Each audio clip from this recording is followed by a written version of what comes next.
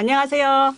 인류학 죽자 살자 6번째 시간입니다. 오늘도 이수 교수님, 네, 안녕하세요. 네, 노영석 교수님 함께 하셨습니다. 네, 반갑습니다. 우리 교수님, 제가 지난번에 너무나 중동에 대해서 감이 안 와가지고 뭐 어떤 위치, 중남미 그러면 어떤 이미지가 있잖아요. 근데 중동에 대해서 특별히 어떻게 이미지가 없는 것 같아서 제가 영화를 2편 봤거든요. 아, 그래? 네. 와. 아라비아의 로렌스하고 이 사막의 라이온 사막의 라이온. 둘 다 굉장히 길더라고요. 남들이 예전에 봤던 영화를 예전에 이제서야 봤더라고요. 그때는 멕시코 가 계셨으니까. 네. 근데 이 두 영화를 보니까 최소한 베두인족의 삶 같은 거는 느껴지는 것 같은데 이게 좀 뭐 괜찮은 영화입니까? 좀 도움이 되나요? 중동을 이해하는데. 근데 어차피 이제 이게 미국에서 만든 영화이기 때문에 이제 예. 그 캐스팅이 다 영국 사람인데 아라비안 로렌스도 가만 보면은 굉장히 아랍을 이해하는 것 같지만 아주 교묘한 인종적 편견과 그 문화적 압박이 아주 기묘하게 깔려 있습니다. 그래서 결국 아라비아 로렌스 오늘도 아마 나올 거예요. 저게 이제 결국 이제 유대인들을 영국이 이제 끌어들이기 위해서 이제 아랍인들을 속여서 그때 이제 로렌스 대령을 파견해서 아랍을 자기 편으로 이제 끌어들여서 오스만 터키에 등지게 하는 거거든요. 다시 말하면 같은 이슬람을 믿는 형제를 배반시켜서 또 다른 이제 형제의 등 뒤에서 총을 쏘게 하는 굉장히 비열한 건데 그게 굉장히 뭐 인도적이고 아랍을 잘 이해하는 로렌스 대령을 부각하는 그러니까 그 적나라한 업무 뒤에 그 본질은 숨겨버리고 그 이제 지엽적인 게 있는데 사막의 라이온도 이제 오마르 목타르라는 전설적인 독립전쟁의 영웅이죠. 이탈리아로부터 리비아가 독립하는 과정을 이제 그렸는데 이제 그 보면 그 이탈리아 사람들이 리비아 독립운동을 얼마나 인도적으로 다루고 마지막으로 오마르 목타르가 교수형 당할 때 그 이제 지역 총사령관이 경례를 하면서 마지막 예의를 표한다. 멋있죠. 그러니까 이게 그 이탈리아의 리비아의 그 압박이나 고문이나 그 아픔에 대해서는 하나도 없어요 거기는. 그냥 전쟁하는 장면. 근데 결국 너들이 해봐야 사라진다. 그리고 마지막 적장에 대해서 예의를 표할 정도로 이탈리아는 상당히 문명적이다. 이런 그래서 이제 이게 물론 뭐 아랍이나 그쪽 사람에서 만들어진 영화를 우리가 접할 수 없기 때문에 그러는데 어차피 이제 적대적 이해 당사 입장에서 만들어진 영화는 아무리 그게 뭐 예술성이 뛰어난다 하더라도 그 속에 깔려 있는 아주 묘한 이제 적대적 시나리오를 우리가 모르고 보면 굉장히 위험할 수도 있다. 그거는 배제하고. 네, 영화는 뭐 잘 만들어진 영화죠. 두 영화 모두. 그러니까 뭐 대충 좀 상황 같은 게 좀 이렇게 머릿속에 들어오더라고요. 당시 중동의 상황 같은 거. 네. 그런데 어쨌든 그걸 보니까 좀 이 사막의 라이온 좀 우리나라 독립군들 모습이 생각나고 그리고 로렌스 아라비아의 로렌스 같은 경우에는 마지막에 막 그 의회를 점령하고 아랍인들끼리 막 싸우잖아요. 네. 그래가지고 결국 분열하는 거 보니까 우리나라 1948년이 생각나더라고요.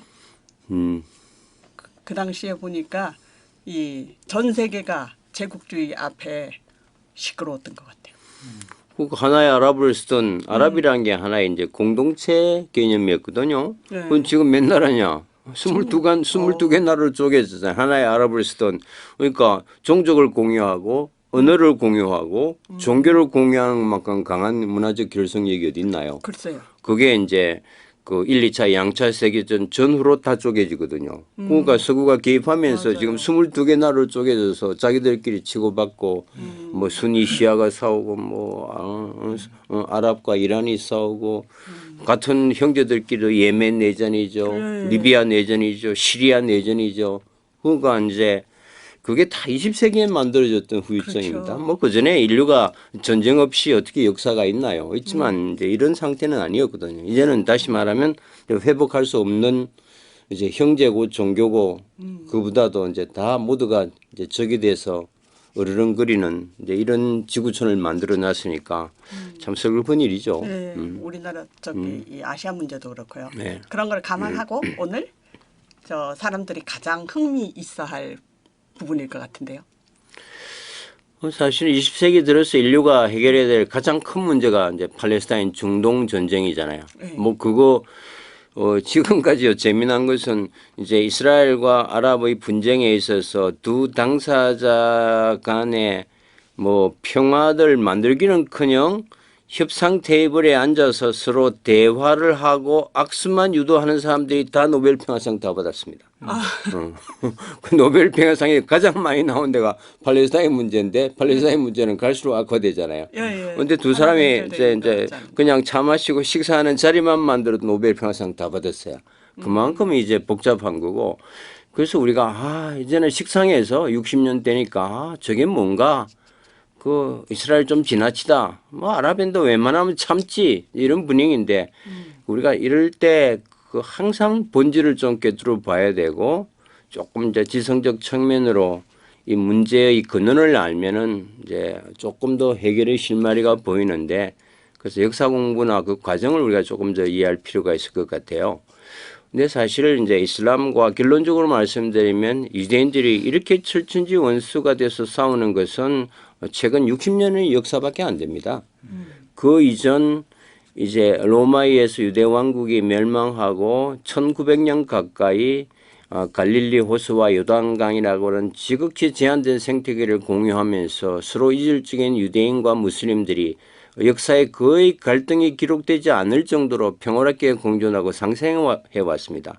우리가 긴 인류 역사를 보면 2000년 가까이 두 민족이 생태계를 공유하면서 평화롭게 공존한 진리를 찾기도 힘들 정도로 잘 공생해 왔어요.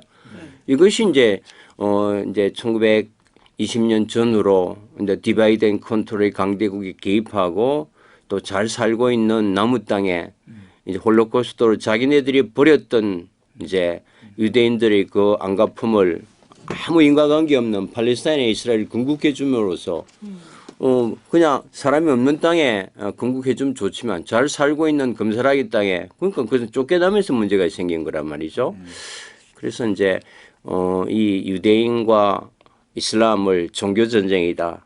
또 뭐 이걸로 이제 치부하는데 저는 절대로 종교 전쟁 아닙니다. 왜냐하면 그 이전에 같이 살았던 1900년은 그럼 인류의 역사를 어떻게 설명할 건가 말이죠. 그러니까 1919년에 건설하나요? 팔레스타인? 1948년요. 1948. 이스라엘이 이스라엘이. 건국하는 거는. 근데 기획은 한 1920년부터 됐죠. 그렇습니다. 네, 뭐 그 얘기는 오늘 집중적으로 할 겁니다.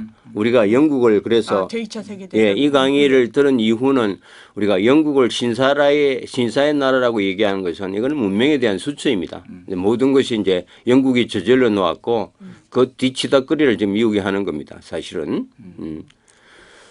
근데 이제 유대인들의 그 스름과 좀 소위 말하는 디아스포라 이제 문명 범죄라는 것은 이슬람과 아랍과는 전혀 상관없는 유럽에서 벌어졌던 일이라는 걸 우리가 조금 다시 한번 되새길 필요가 있죠. 원래 그게 유대 왕국이 있었죠, 고대.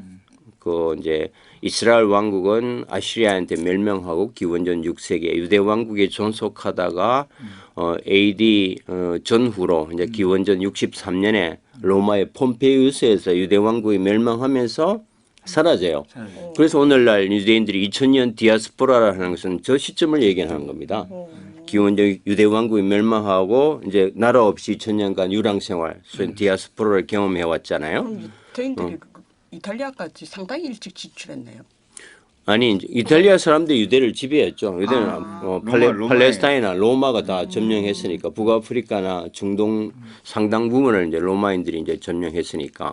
저 이야기가 저 성서잖아요. 그렇습니다. 성서에도 나오죠. 근데 610년에 이제 아라비아 반도에서 로마에 의해 점령.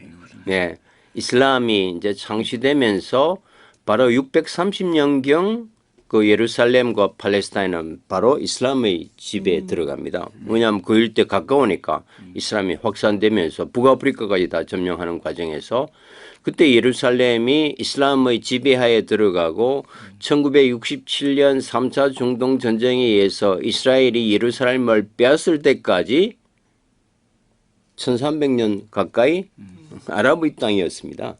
지금도 예루살렘은 국제법상 이스라엘 땅이 아니고 이제 국제 공동 관리하에 두는 이제 공회의 이제 개념이죠. 그러나 이제 그럼 이제 그 630년부터 이제 1967년까지 1300년 동안 예루살렘이 이제 이슬람이 지배하에 있으면서도 사실은 세 종교가 다 공존해 왔습니다. 통곡의 벽 바로 옆에 그게 이제 이슬람 알락사 모스크 있고 그 옆에 또 기독교 성교들이 공존하거든요. 근데 그것 때문에 뭐 마찰이 된 적은 거의 없었는데 이제 셀죽 터키 시대에 또 같은 이슬람이지만 아랍이 지배하다가 또 터키 계통의 셀죽 터키가 예루살렘을 이제 점령하면서 약간의 통행세나 이런 걸 부과하면서 이게 성지 순례를 방해한다는 걸로 이 확대 재생산돼서 우리가 지난 시간에 배웠지만 사실 십자군 전쟁이 일어나는 이제 계기가 됩니다. 근데 9차례 십자군 전쟁 동안에 사실 순수하게 성지 예루살렘을 찾으러 갔던 거는 그 1차밖에 없고 나머지는 왜냐하면 동서 기독교 사이에 이제 전쟁이었다. 그래서 십자군 전쟁은 이슬람에서는 인류 역사상 가장 치욕스러운 약탈 침략 전쟁이라고 이제 얘기를 하는 거죠. 그러나 그때 1차 십자군 전쟁도 뭐 성지 탈환이라는 문번을 내세웠지만 아시다시피 성 안에 있던 모든 유대인과 이슬람을 한 명도 남지 않고 학살하는 인류 역사상 큰 비극을 저질렀잖아요. 그때만 해도 유대인과 무슬림은 공동체 안에서 함께 살아가는 동반자였습니다. 희생도 같이 당했잖아요. 유대인만 살려놓고 이슬람을 죽인 게 아니고 같은 희생자입니다. 그래서 결국 유대인들의 그 소위 말하는 안티세미티즘 반유대주의라는 것은 아랍이나 이슬람과는 전혀 상관은 없는 오히려 같은 피해자가 같은 동조자다. 그걸 우리가 확실하게 깨달아야 돼요. 그래서 이제 반유대주의나 유대인들의 압박이나 홀로코스트 같은 모든 이 범죄나 정오가 유럽 내에서 기독교 세계에서 일어났다는 겁니다. 이걸 우리가 결코 놓쳐서는 안 되는 굉장히 핵심적인 관건이죠. 그럼 왜 유럽은 또 유럽 기독교 세계는 유대인들을 그렇게 끔찍하게 미워하고 싫어하고 이제 안티세미티즘 반 이제 유대주의가 번성했는가? 뭐 성서에 아시다시피 유대교는 예수를 구세주로 인정하지 않고 혹세무민한 위선자로 보고 이제 십자가 언덕에서 처형을 유발하잖아요. 로마를 압박해서. 그러니까 이제 구세주를 이제 처단했던 건 지울 수 없는 원죄잖아요. 그 뒤로부터 이제 기독교와 유대인은 화합할 수 없는 강을 걷는 겁니다. 이건 악마의 종교고 이제 구세주를 처형한 이제 종교죠. 지구상의 악마를 제외하고 가장 사악한. 그 뒤로부터 이제 기독교 유럽 사회에서 유대인 이꼴 악마입니다. 주이시 이꼴 데블이라는 표현을 공공연하게 썼습니다. 그게 이제 첫 번째 어떤 큰 사회적 파장으로 일어났던 게 물론 그 이전에도 유대인에 대한 압박은 뭐 너무나 많았지만 그게 이제 마녀 사냥입니다. 저 마녀 사냥 그 직전에 또 패스트가 유행하잖아요. 흑사병. 흑사병 아시다시피 한 1340년경에 뭐 그 전염병이 유행해서 한 2천만 명이 죽었다 그러니까 그 당시 유럽 인구가 6천만이니까 한 3분의 1이 죽어나가는 대재앙이었잖아요. 그때 이제 교황은 그 사람들이 그때 유럽이 지식이 어느 정도였냐면 이 패스트를 쥐가 옮긴다는 정도의 지식밖에 없었어요. 그래서 이제 이 대재앙이고 신의 저주가 내린 거잖아요. 유럽 인구 3분의 1이 죽어나가니까. 그러니까 교황이 패스트에 걸리면 큰일이잖아요. 세 사람 있으면 한 명은 죽었네. 그러니까 교황까지 걸리면 이거는 뭐 그 신의 대리인으로서 그 당시 어떤 중세 최고의 그 기독교가 성행할 때 이건 있을 수 없는 일이다. 일설에 의하면 이제 교황은 이 불원 쥐가 불을 뚫지 못하는 건 아니까 불원 속에 보호받으면서 정제된 수녀가 음식을 이제 나르면서 이제 패스트를 피해갔다 뭐 이런 정도인데 그렇지만 이게 이제 그때 당시 쥐의 그걸 알았는가요? 뭐 그 정도 알 수 있어. 그 정확하지는 않았지만 이제 전염병을 쥐가 옮긴다. 쥐가 뭐 더글더글 했으니까. 그러니까. 쥐 그럼 그 패스트의 원인을 유태인이라고 본 거예요? 이제 그래서 이제 그거 나오는 겁니다. 유대인의 원인이라고 보다도 이거는 뭐 신의 저주가 내렸잖아요. 그러니까 신의 대리인으로서 교황이 속수무책이었잖아요. 그러니까 이제 면죄부를 팔 정도로 교황권이 하늘에 닿아 있을 그 시기에 이 패스트라는 것은 신의 재앙과 저주에 대해서 속수무책이었을 때 그때 교황이 하나의 유권 해석을 내리죠. 이것은 신의 저주가 내린 것이다. 왜 신의 응징을 받았던 우리 사회에 신앙을 잃고 악마가 너무 만연하기 때문이다. 지금이라도 이 악마를 제거하고 신의 뜻으로 귀의하는 것만이 이 저주로부터 풀어날 수 있다는 생각을 하는 겁니다. 그렇죠. 그러나 그 교황이나 이런 모든 문서에도 이 그 유대인이라는 단어는 등장하지 않습니다. 악마라는 예. 근데 그 당시 모든 유럽인들은 악마는 유대인과 동일한 개념이었기 때문에 그 다음에 모든 어떤 배척의 대상이 유대인이었기 때문에 이제 이 하나의 면죄부로 희생양으로 이제 유대인들이 등장되는 거죠. 그때 이제 유럽 역사에서는 자세히 기록하지 않지만 일부 서적에 의하면 그때 유대인으로 확인된 사람들은 그냥 다 죽습니다. 뭐 무질서 상태였잖아. 그 대재앙 상태에서. 그래서 인류 역사에서 최초의 홀로코스트는 이미 패스트 기간 동안에 이루어졌다. 뭐 그 문서로 우리가 찾기는 쉽지 않겠지만 이제 사회적 현상이었습니다. 그 뒤로 바로 이제 마녀사냥의 광풍이 이어지잖아요. 물론 신교와 구교 사이에도 있지만 신을 믿지 않는 마녀는 누구였습니까? 그러니까 주로 집시나 그다음에 유대인이 당연히 들어가는 거죠. 이 마녀사냥의 광풍 속에서도 또 이제 주변에 있던 유대인들이 소리 소문 없이 굉장히 같은 희생양을 겪습니다. 이게 이제 중세 유럽이 유대인들이 가했던 어떤 조직적인 은종 청소의 시발이다. 뭐 그 뒤로 아시다시피 뭐 셰익스피어의 비니스의 상이 나지만 모든 문학 작품이나 예술 작품에 나쁜 놈들은 다 유대인들로 나오잖아요. 샤일록을 비롯해서. 근데 그건 하나의 뭐 스크루지. 예, 스크루지 뭐 다 아시잖아요. 우리도 그렇게 배웠잖아요. 네, 그래서 유대인에 대한 인상이 예. 전반적으로 그러니까 전반적으로 나쁜 게 이제 확산돼 있었습니다. 그런데 제가 이제 중동 역사를 공부하면서 이 유대인들을 악마의 지위에서 구출해 준 사람이 누군가 16세기까지 갑니다. 마틴 루터입니다. 이 종교개혁을 종교개혁하면서 이제 예.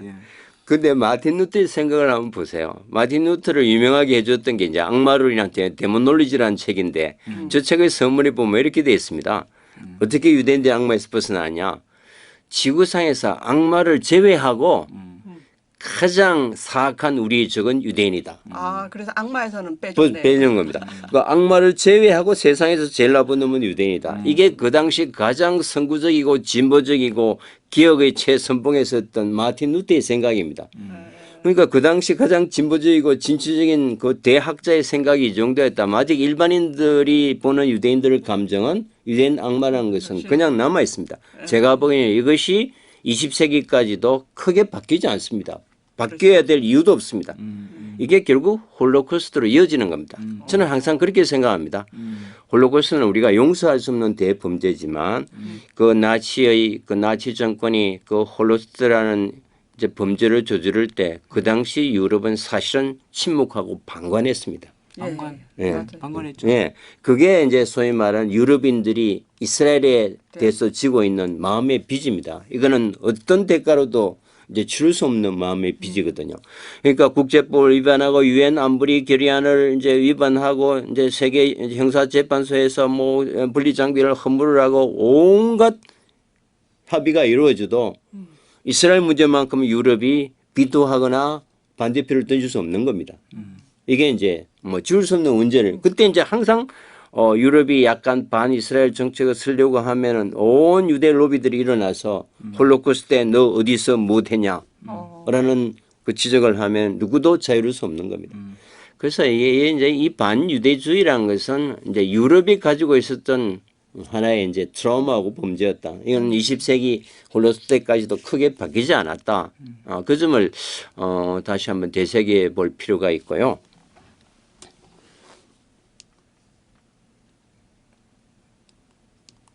네, 됐습니다.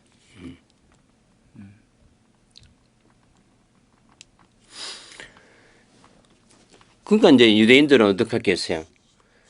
왜 이렇게 우리가 고통받고 서름받고 패스트로 죽고 마녀 사냥의 희생이 되고 그래서 결국 나라가 없기 때문이다. 그래서 이제 나라를 갖고자 하는 꿈을 가지죠. 이게 이제 유토피아 사상이잖아요. 유토피아 사상이라는 건 19세기 유대인들한테 굉장히 퍼져요.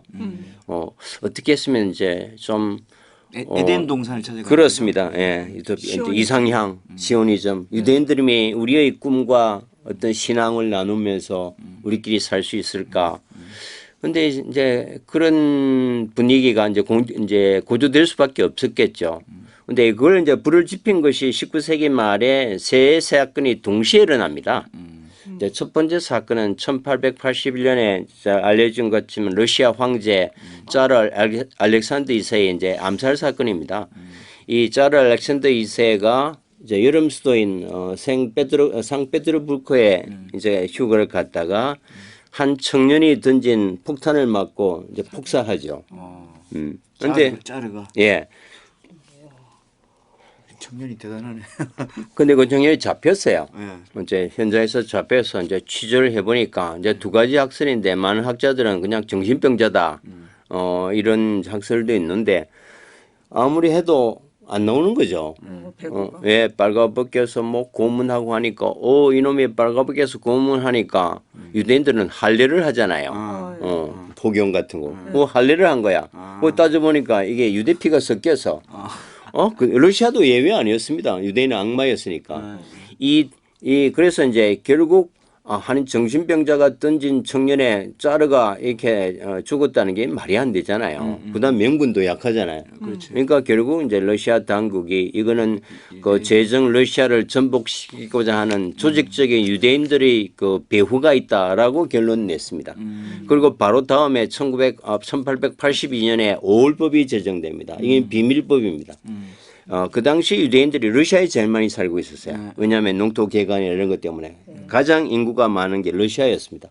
이 5월법의 내용이란 것은 제정 러시아에 살고 있는 유대인들을 분류해서 성분별로 A급, B급, C급이죠. 이제 적대적인 내용을 해서 추방, 제거. 두 번째는 요건 이제 뭐 강제 추방이나 이제 경계의 대상이고 이제 좀 온건한 C급들은 이제 러시아 시민으로 순화시켜서 이제 부린다 이런 내용입니다. 이 5월법이 비밀법이지만 그게 이제 시행이 되면서 이제 조직적으로 이제 어떤 유대 지도자들이나 이제 반러시아적인 유대인들을 잡아다가 학살 추방이 시행됩니다. 그래서 이 법이 이제 알려지게 되니까 그때 살아남기 위해서 많은 러시아 유대인들이 그때 이주합니다. 살아남기 위해서. 이게 동유럽의 유대인들이 급증하게 되는 계기가 됩니다. 그래서 폴란드나 헝가리나 오스트리아 쪽에 독일 쪽에 이제 유대인들이 많이 이때 대규모로 이동해 갑니다. 그리고 2차 세계대전 때 600만 학살되는 유대인이 많이 살았기 때문에 그러지 않겠어요? 600만 적은 숫자 아닙니다. 그러니까 그 900만, 1000만 정도 살았다는 얘기잖아요. 그렇죠. 예. 이게 이제 첫 번째 그 유대인들이 19세기 말 어떤 민족 절멸의 위기를 느꼈던 사건이고 두 번째는 이제 그때 대공황이 일어납니다. 이제 대공황 경제 위기가 일어나면서 이 유대인들이 주로 지역을 장악하고 있었잖아요. 근데 고리대금이나 이제 보성이나 전당포 같은 왜냐하면은 제도권 경제 해봐야는 이익을 못 보니까 이제 지역 경제를 장악하고 이제 경제적 어려움이 있으니까 이 공황은 이제 유대인들의 농간이라고 당연히 이제 연결이 되는 겁니다. 지역 경제. 그래서 그때 이제 유대인들이 상점이 약탈당하고 굉장히 재산이 몰수당하면서 이제 그 사건도 그때 일어납니다. 19세기 말에. 그 다음에 이제 세 번째 결정적으로 잘 알려진 드레푸스 대위 사건이죠. 이제 프랑스에 있는 독일 대사관에서 기밀 문건이 하나 유출됐는데 그 문건 내용이 프랑스 어떤 군사 기밀이 담겨 있는 문건이었죠. 그 문건은 프랑스 내 상당한 고위 장교가 아니면 다룰 수 없는 문건이 이제 적국의 대사관에서 이제 흘러나왔으니까 이제 조사를 하는 거죠. 조사를 하다 보니까 이제 프랑스 정부 장교들을 다 잡아다가 신원조회하고 조사를 해보니까 이 대프랑스의 이 국익을 적국에 넘길 수 있는 것은 이제 더러운 악마의 피가 흐르는 유대인 후예의 가능성이 크다. 그래서 드레이퍼스 대위를 신원조에 보니까 조상에 유대 피가 섞였어요. 그러니까 이 프랑스 내에서 악마의 피가 섞여 있는 드레이퍼스 대위가 가장 강력한 진범입니다. 그게 실제적인 내용이고 이제 명분상 이제 그 범죄는 유출된 그 기밀 문서의 필적과 드레이퍼스의 필적이 유사하다. 이건 더 쉬우는 거죠. 그러니까 이거는 정말 말도 안 되는. 그래서 이제 이 사람이 이제 기소되고 이제 그리고 오로지 필적 하나로 잡힌 거예요.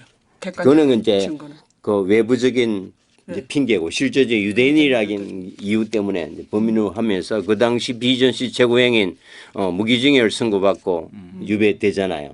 이때 이제 프랑스 지성사회가 발칵 뒤비지죠. 그때 많이 발전하죠. 예, 이거는 말이 안 된다. 아무리 없던 한 인간을 한 인격을 아무 근거 없이 이렇게 해서 우리나라의 강기훈 유서 대필 예, 사건 예, 저도 그 하고 생각났어요. 비슷한 굉장히 그때 이제 에밀 졸라 같은 사람이 유명해진 게 뭐 소설로 유명해지기 전에 이 드레이퍼스 대위 사건으로 유명합니다. 네, 이게 이제 프랑스 잡지에 나는 고발한다는 칼럼을 쓰면서 굉장히 이제 NGO 운동에 이게 이제 시발이 되기도 하죠. 그 프랑스 지성사회 문화예술들이 똘똘 뭉쳐서 이걸 이제 고발하는 앙드레 지드 뭐 이런 사람 그런 사람들도 예, 넘어가 뭐 그거는 다른 조금 더 나라도 후대의 후대. 얘기는 합니다만은 이건 19세기 말이니까. 그래서 이제 프랑스 지성사회나 이런 시민단체들의 이제 항의나 이제 요구가 빗발치니까 결국 이제 프랑스 정부 당국이 재수사를 하죠. 재수사하는 과정에서 에스트라지오라는 소령을 진범으로 이제 확인합니다. 그래서 이제 풀려나죠, 드레이퍼스가. 근데 재미난 것은 이 드레이퍼스 대위가 복권된 게 언제인지 아세요? 무지하게 나중인 것 같은데 머리가 휘어서 나왔던 것 같은데. 1889년 재심에서 무죄가 선고되잖아요. 그 100년이 언제냐고요? 1989년이잖아요. 드레이퍼스 대위 100주년 100주년 기념해서 드레이퍼스 대위 사건이 복권되고 됩니다. 그거 프랑스 사회, 이거 진보와 뭐 인권에 명확한 프랑스 사회도 이 유대 문제에 대해서는 뭐 너무나 보수적이고 공식적으로 그럼요. 역사적 이제 과오에 대해서 이제 받아들인 데 대해서 얼마만큼 이게 이제 부정적이고 하나인가 이걸 그러니까 이 세 사건이 이제 유대 지도자나 커뮤니티에 주었던 이 충격이라는 것은 어마어마한 겁니다. 그동안에도 우리가 많이 당해왔지만 19세기 말 그 세 사건이 동시다발적으로 일어나면서 이러다가는 우리 민족이 절멸당하겠다 하는 생각을 한 거죠. 그래서 이제 이거는 어떤 수단과 방법을 가리지 않고 이제 유대인들의 존속을 위해서는 국가를 가져야겠다. 함께 사는. 그래서 바로 이제 그 사건이 마무리되는 1897년 스위스 바젤에서 제1차 시원주의자 대회를 엽니다. 비밀회의입니다. 이게 최초의 이제 유대인 성인 커뮤니티입니다. 여기서 비밀 강령을 하나 채택합니다. 이게 바젤 계획이죠. 그 바젤 계획에 의하면 수단과 방법을 가리지 않고 모든 유대인들이 하나님의 뜻을 실현하기 위해서 유대 국가를 창설하는데 몸과 혼을 다 바친다. 이게 이제 소위 바젤 강령입니다. 1897년 8월 스위스 바젤에서 돈이 많으니까 저런 생각을 할 수 있군요. 이제는 이제 그렇죠. 종족 절멸을 막아야 되니까. 그러나 그 당시 이제 반유대주의가 기승을 부리던 때 이런 기회는 찾아오지 않죠. 그때 이제 참 재미난 것은 유대 국가의 후보지로 네 나라가 제외되는데 캐나다 북쪽에 그게 동토 있잖아요. 그다음에 이제 아르헨티나는 빰빠스 이야기. 예, 아르헨티나. 그다음에 이제 우간다. 주로 이제 그때는 세계 강국이 영국이었으니까 영국 지방이 이제 저 후보 영연방이 이제 후보가 되고 참 재미난 건 아직은 이제 우리가 확인해야 되는데 일본의 쿠슈 지방이 제의가 되는데 일본 외무성에 이제 자료가 있는데 저거는 앞으로 예, 일본도 그 당시 뭔가 좀 국제사회에 개입하려고 제의를 했다 그래요. 친했던 시절입니다. 그렇습니다. 그때 이제 일용 조약도 맺고 하면서 이제 일본이 굉장히 영국이 가까이 다가가려고 영국과 일본이 이제 협력해서 러시아를 방어하려고 하는 이제 그 시기. 그래서 얼마 있어서 이제 러일 전쟁도 이제 일어나잖아요. 그러니까 아마 저거는 나중에 문서가 공개되면 일본 외무성 자료를 차에서 우리가 한번 밝혀야 될 내용입니다. 그런데 그러니까 왜 영국 땅으로만 했어야 돼? 아니 그게 아니라 네. 제가 볼 때는 영국의 연관이 있는 나라들을 지금 후보지로 삼은 거 아니에요? 아니지 아르헨티나는 아니잖아요. 그 당시 영국이 지배했죠. 영국이 지배했죠. 아르헨티나. 아 영국이? 네. 그럼 영국이 힘을 써줄 수가 그 있는 당시는 입장이라고 그 당시는 세계를 움직이는 나라가 대영 제국이잖아요.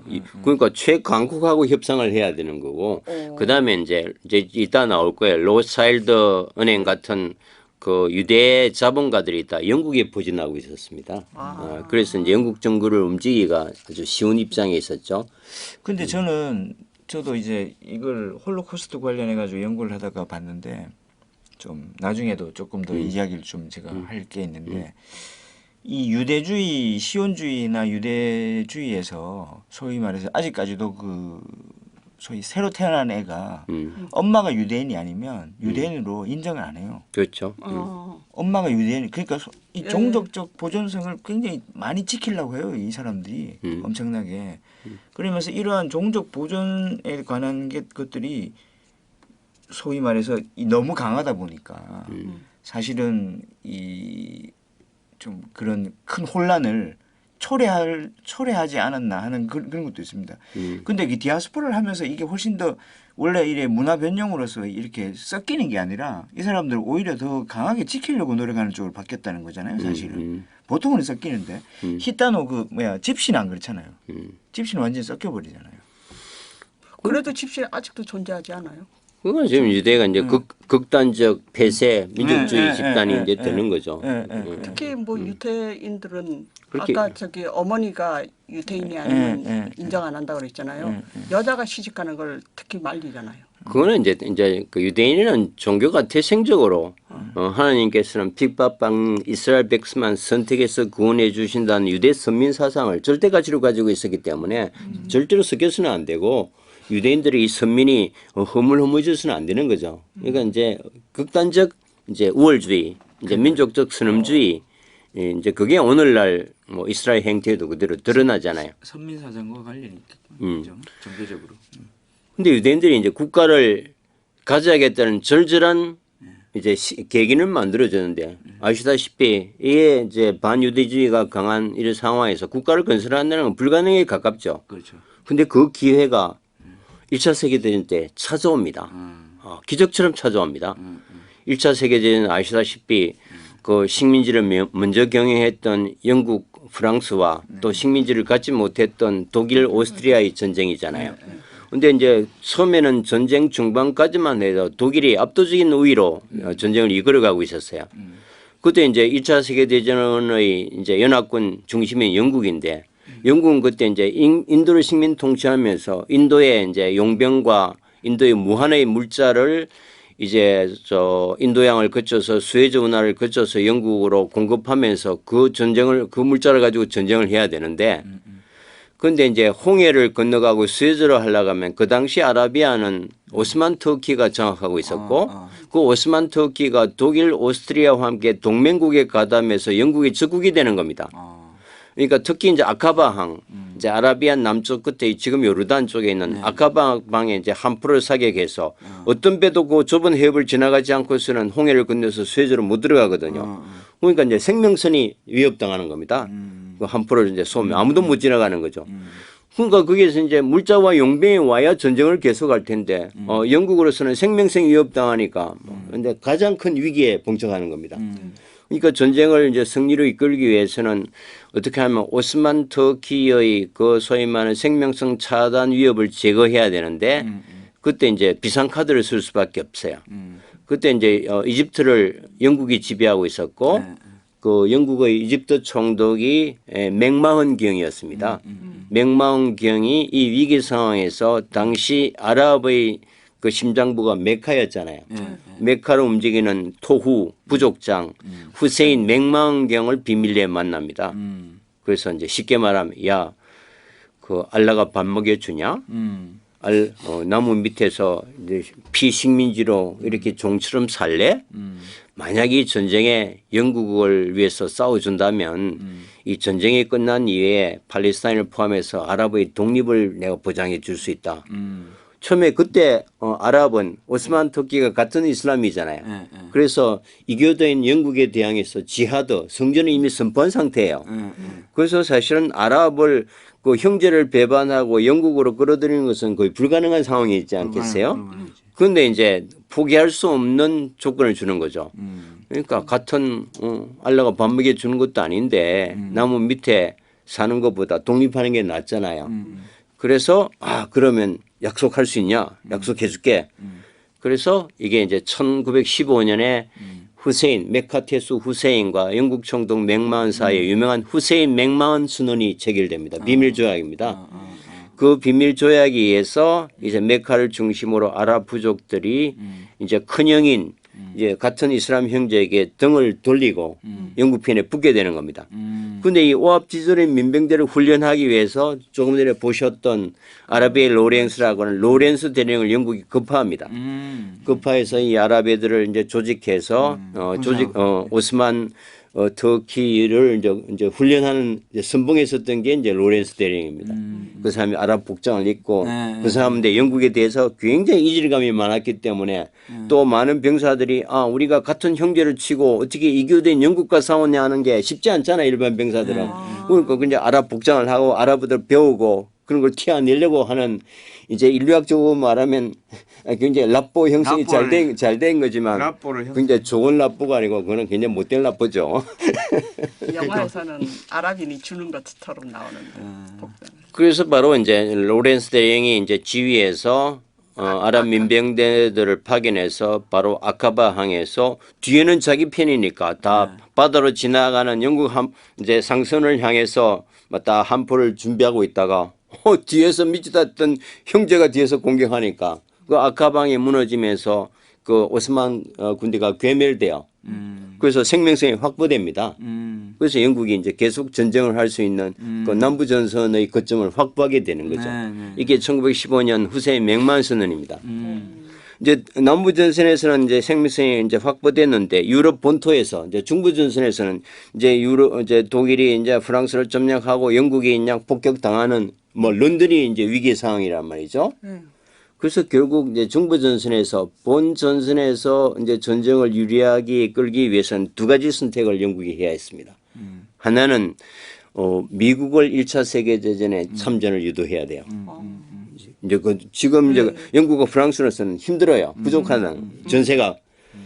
그런데 미국은 뭐 결국 이제 잘 안 됐지만 두 번째 하나의 히든 카드가 이제 독일, 오스트리아 쪽에 있는 유대인들을 영국 편으로 끌어들이는 게 또 하나의 전략이었습니다. 그때 세계 최고의 부자가 바로 로스차일드 뱅크잖아요. 영국의 본부가 있는 로스차일드가 유대계 은행입니다.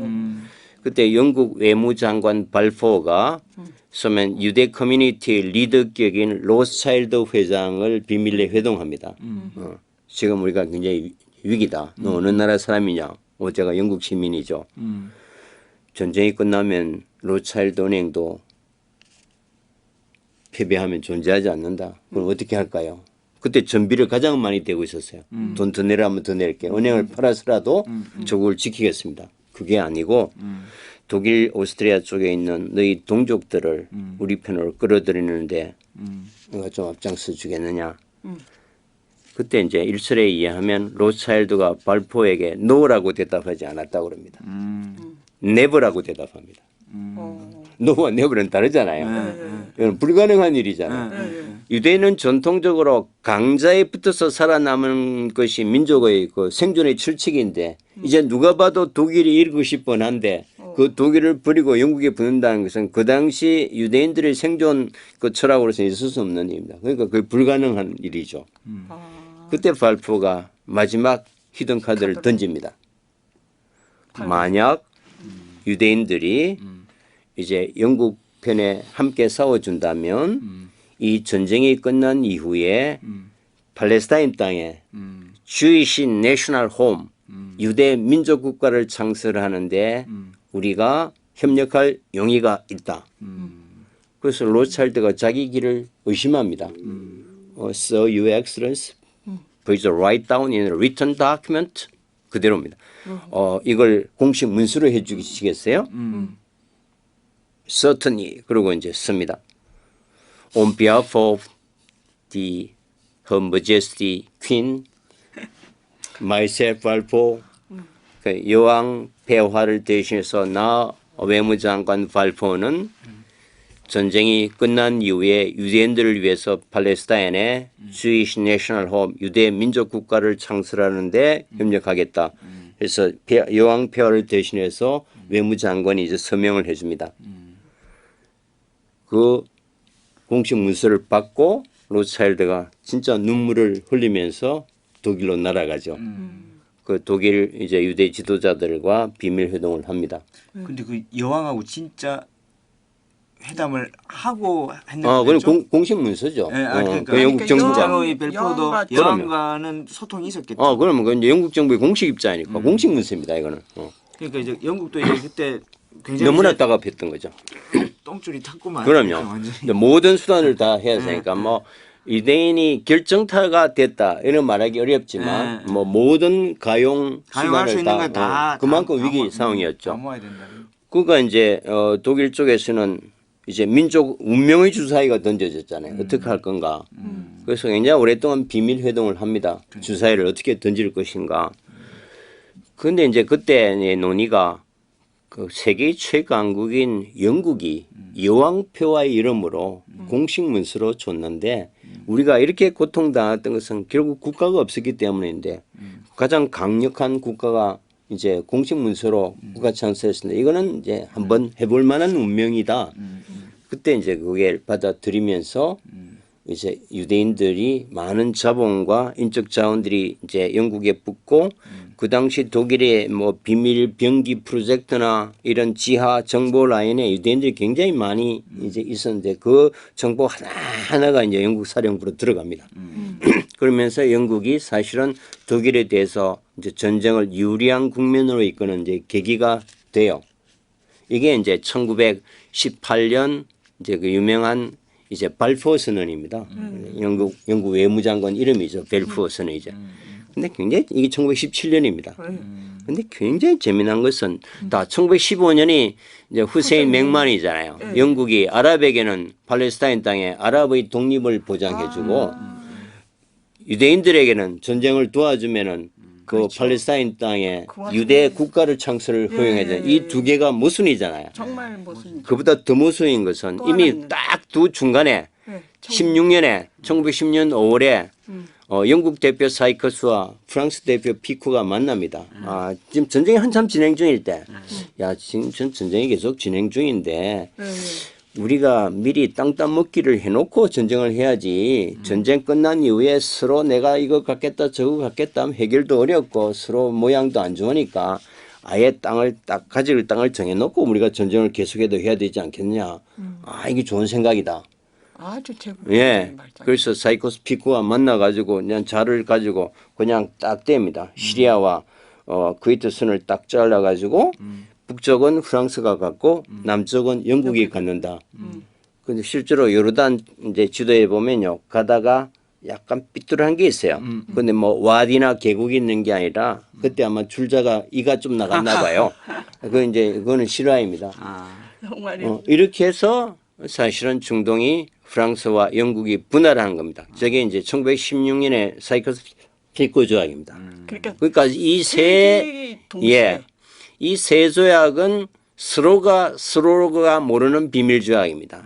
그러니까 팔레스타인은 한 지역을 주고 아랍에게는 아랍의 독립을 유대인들에게는 유대인들의 민족국가 창설을 또 영국과 프랑스 사이에는 자기들끼리 나눠 먹기를 한 모순된 세계의 비밀 조약이 오늘날 팔레스타인 분쟁이 일어났던 핵심 사안입니다. 이걸 우리가 알아야 돼요. 근데 이게 왜 이렇게 이게 사실 굉장히 잘 알려진 얘기잖아요. 근데 왜 이것 때문에 이거 우리 비난해야 되잖아요. 분쟁이 나오기만 하면. 근데 왜 비난하잖아. 그러니까 영국이 얼마나 잘못했는지. 그러니까 우리는 영국을 신사의 나라라고 그러고. 그렇게 보면 안 된다. 근데 이 목소리가 참 적은 것 같아요. 아니 그러니까 사람들이 뭐 이것만 그러나요. 우리 이제 농석 교수 뭐 라틴 아메리카 있지만 뭐 다 무식하잖아요. 우리가 딴데 별로 관심 없고. 그럼 그 한쪽 면에서는 세계 최고의 지식 강국을 이제 자랑하고 IT 강국이라고 얘기하지만 또 다른 제3세계 문제에 대해서는 OECD 평균은 물론 제3세계의 어떤 지식도 미지 못하는 사실 제가 보기에는 지식의 양극화도 굉장히 심각합니다.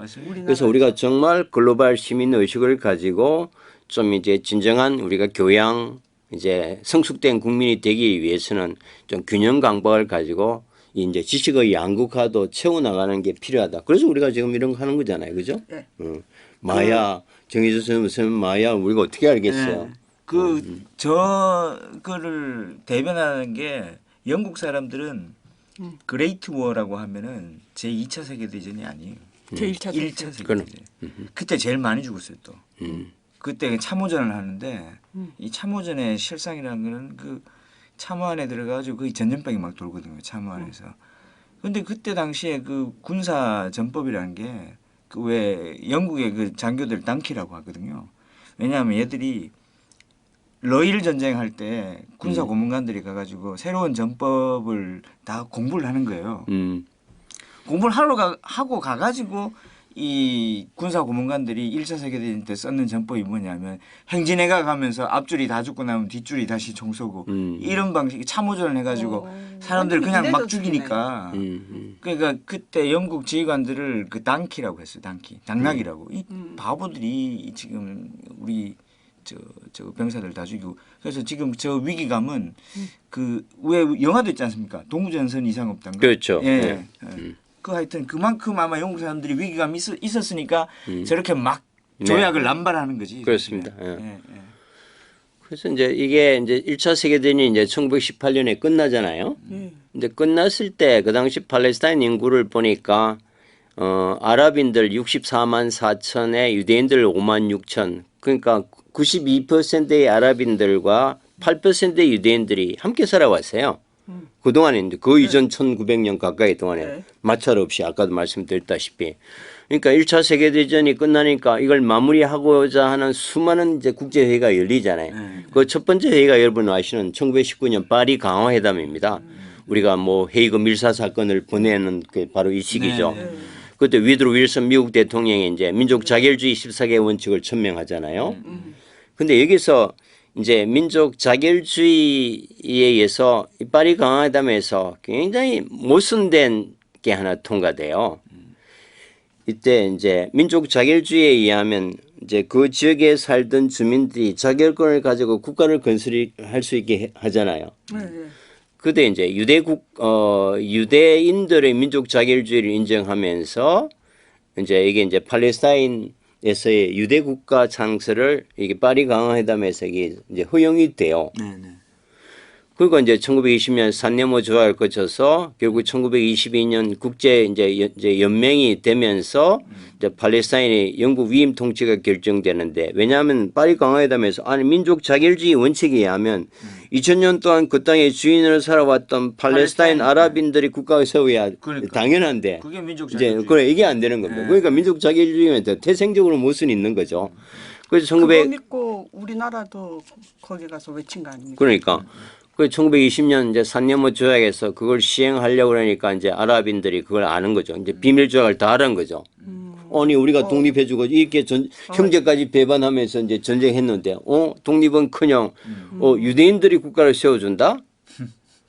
그거 이제 결국 반발하니까 1922년 국제연맹이 되면서 바로 유대 국가를 창설해주면 반발이 너무 크잖아요. 국제적인 명분도 없고 그래서 1926년에 이제 그 사이코스 피코 조약에 의하면 팔레스타인 영국이 차지하게 돼 있었어요. 딱 시나리오가. 그래서 영국의 위임 통치를 결정하게 되는 겁니다. 바로 못 주니까. 그때 이스라엘 유대인들도 그때는 이제 찬성합니다. 왜냐하면 지금 상태에서 갑자기 이제 유대 국가를 창설할 수 없잖아요. 국제 분위기상. 그런데 아랍이 이제 독립해버리면 끝이니까. 그래서 이제 자기네들이 협상했던 이제 영국이 위임 통치를 하는 게 유리한 위임 통치를 적극적으로 찬성합니다. 그러면서 이제 아랍은 이때 비로소 속았구나 알게 되죠. 그래서 1922년부터 이제 이걸 우리가 서아시아 역사에서 아랍의 분노 시대라고 얘기합니다. 형제를 버리고 2000년간 살아왔던 삶의 기반이 이제 송두리째 나가는 그 인류 역사상 최대의 배반입니다, 저게. 예. 그게 이제 그래서 오늘날까지 이제 아랍의 분노 시대고 결국 1948년 이스라엘이 건국되고 알카에다나 IS가 이제 테러만 하면은 이제 이걸 이제 내세우는 것도 이제 뭐 테러가 우리가 어떠한 명분으로도 민간인을 겨냥한 폭력은 용납할 수 없지만 왜 테러가 일어날 수밖에 없나 하는 뿌리는 우리가 충분히 이제 이해할 필요가 있는 거죠. 저는 하여튼 그 배반도 흥미로운데 국가를 세우겠다고 상상을 했다는 그 자체도 참 흥미로워요. 그렇죠. 지금 그런 게 가능합니까? 도저히 불가능한 이야기 같은데. 사실 뭐 유대인들이 고통받은 걸 생각하면 우리가 연민과 동정을 보내지 않을 수 없죠. 아니 그런데 왜 잘 살고 있는 나무 땅에 세워서 그 사람들을 몰아내고 학살하면서 나라를 세워야 되는가? 이게 이제 인류 사회가 풀 수 없는 수수께끼죠. 그 아르헨티나의 그 가우초 문화가 있는 그 팜파스에 세웠으면 거기 지금 사람보다 소가 많거든요. 거기는 아르헨티나의 스테이크가 그쪽에서 나오잖아요.